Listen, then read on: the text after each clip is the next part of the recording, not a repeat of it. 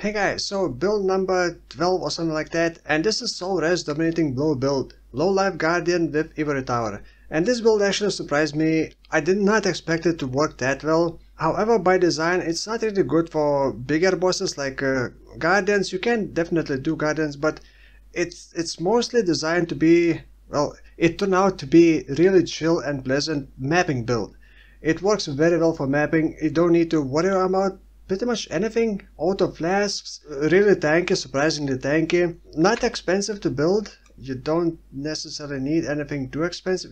The reason why I'm using Soulwrest with the Dominating Blow, turns out that Dominating Blow, when it consumes a corpse, counts as, well, consuming a corpse, I guess, when you kill and you summon extra phantasms. And if you place Summon Phantasms support gem inside Soulwrest stuff, you essentially double the amount of phantasms. The damage is still gonna be based on level 20 Summon Phantasms. And in the end, I'm not even sure if Soulwrest is actually needed, because I think it's mostly Dominating Blow, but the Soulwrest and the Phantasms help with the clear speed quite a lot, and the stuff itself has some really nice modifiers like extra 5% life regeneration. Because this build already has 8,900 energy shield, it can definitely be improved.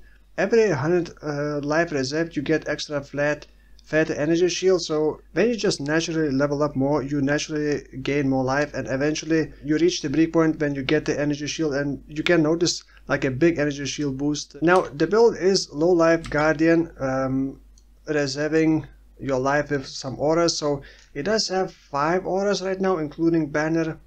It is ailment immune, it does have determination, so reserving life also gives me armor, so I have 49,000 armor right now with the permanent flask uptime, well, pretty much nearly permanent flask uptime. Essentially, when you use Ivory Tower, you normally would stack mana, but I'm also not really using mana for that. I'm using Ivory Tower just to get big energy shield. So I'm getting from Guardians this node armor when I reserve life. The more life I reserve, the more armor I get. So you kind of also want to stack life, because the more life you reserve, the more armor you get, but also the more life you reserve with the Ivory Tower, the more maximum energy shield you get. So it kind of double dips, or like the double synergy, and the more mana you reserve, the more energy shield you get from the Guardian as well. So reserving life and reserving energy shield while having Ivory Tower almost like triple dips with the Guardian.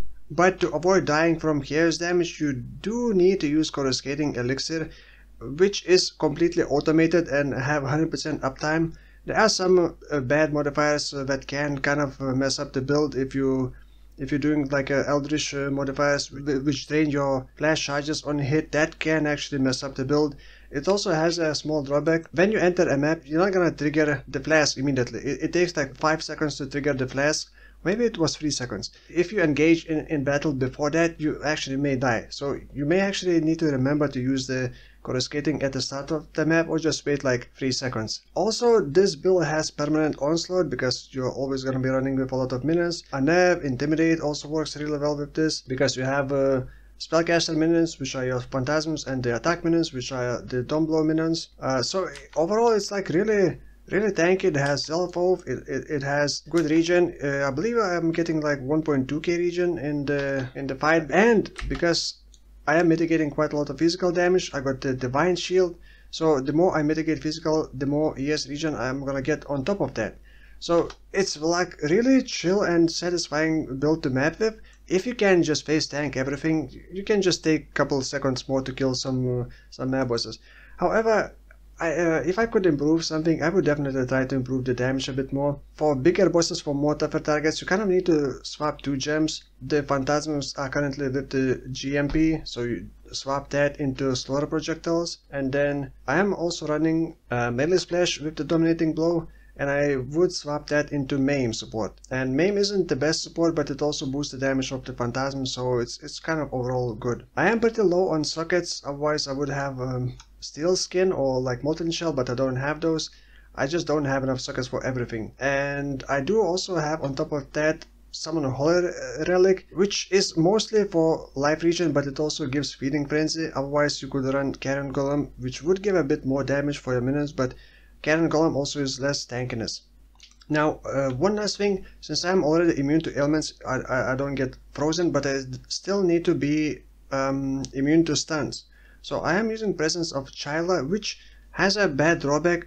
It converts your maximum life into energy shield, which means not gaining as much armor from the Guardian's node. 160% of life reserved as armor, essentially. But in the end, it's still better to use this than anything else, because stun is going to be really annoying with this build, because you're always going to be in melee range to enemies, so it's not like you can just not get hit. Although a lot of times I feel like I'm not even getting hit, but probably I just have a lot of regen and I don't feel it. So I'm gonna quickly go over my items, but I will include path of building import code in video description. So the Soulwrest does not need to be linked. Ivory Tower 6 link is 1 divine I think I paid, so it's not too expensive. In here I got the Dome Blow with multi-strike, melee splash which I swapped for maim, then behead for extra range, because sometimes minions get too crowded around a single enemy and they sometimes cannot reach because I have a lot of minions, unless phantasms are way far behind. But behead also is nice because we sometimes steal extra buffs. Predator support does not need to be diversion, it's just what I had. In fact, you don't want diversion. And then faster attacks, you really want speed. You don't want your Dome Blow to feel like slow and sluggish and bad. Then one of the helmet with the... You don't actually need a helmet enchantment. I kind of overlooked this. I thought that this summons 3 additional normal sentinels, which would work for bosses, but since it summons magical sentinels, you don't really summon magical sentinels when you fight rare or unique bosses, because the Dominating Blow has only 25% chance to summon normal sentinel on hitting a unique monster, not even against rare. So rare monsters can sometimes be a problem. On top of that, when you hit a unique monster and summon sentinel with the on hit effect, it does not consume a corpse and it does not summon the phantasms. That's one big drawback, because then you kind of have to use Desecrate and then summon the phantasms with the offering, which is a bit clunky and annoying, and that's the main reason why I said that it's not really very good for bossing. But essentially at the start of the map you may even want to start it like that. You throw in Desecrate, throw in Flash Offering and just move on, and then you just ramp up the rest of the minions with kills. The belt actually, I actually wanted more flash sustain, so I went with the belt with reduced flash charges used and flash duration, but you can also roll reduced flash charges used and increased flash charges gained. I just got like a roll those two and went with that. The gloves, the main thing is this strike additional nearby enemies, and then you don't need accuracy for this build because you have resolute technique, so attack speed helps, and then energy shield. Boots, same story, nothing special, just mostly to cover resistances. One of the ring, I had this ring from before, vulnerability on hit, just convenient, and I don't have enough sockets for vulnerability anyway. Because I'm reserving pretty much all of my life, the light radius like becomes really dim. When you enter any underground, it's just pretty much you don't even see enemies until you step on them, and that's pretty dangerous and annoying. So I just tried to get the ring with attributes which I needed, and then just crafted this. Light radius is based on energy shield instead of life. The helmet could also be better, like +2 to minions would be nice.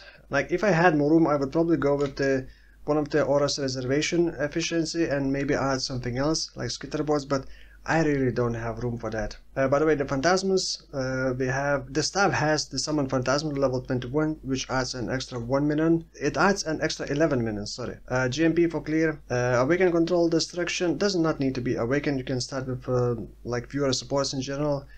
Predator, again, you only need to use one of the predators. Like I got 2 Signal Prey, but you just use one of them and both are gonna trigger, and all of the minions are gonna target that minion, enemy. And then brutality and minion speed. Minion speed may not be ideal. I still kind of want them to be faster and just overall gives more smoothness. Then I got pride, flame dash, desecrate. Desecrate is on the left click. It's a bit inconvenient, but also have so many things that I need to click.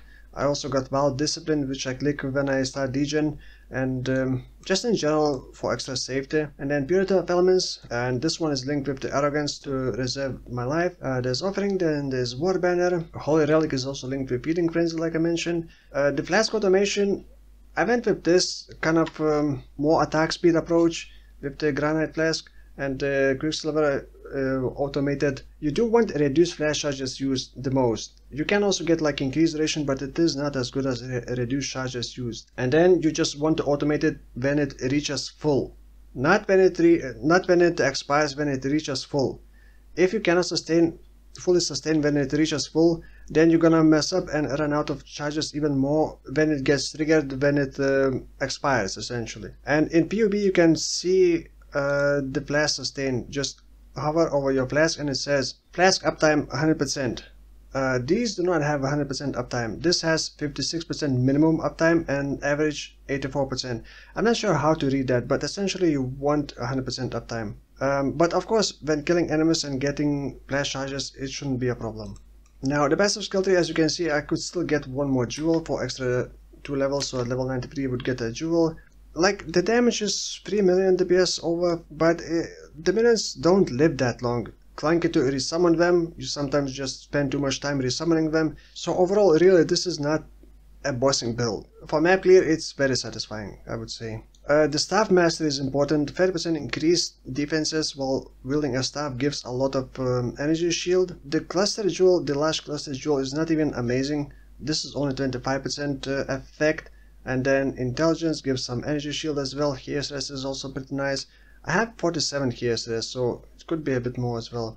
But you also want Blessed Rebirth. Life from Death is also pretty nice. I did Anoint Grave Pact. Yeah, the minions have like 97% accuracy. I was planning on taking the Grave Intentions and something with the Indomitable Army, but in the end I decided why. It's just mostly map clear build, and it is fine for mapping, like absolutely fine. There are some tougher targets that can kill your minions, but you can pretty much face tank a lot of things and just use Desecrate, use the Offering a couple times, get some minions, do it again. The bad part is that Dumb Blow does not summon sentinels when you hit a rare.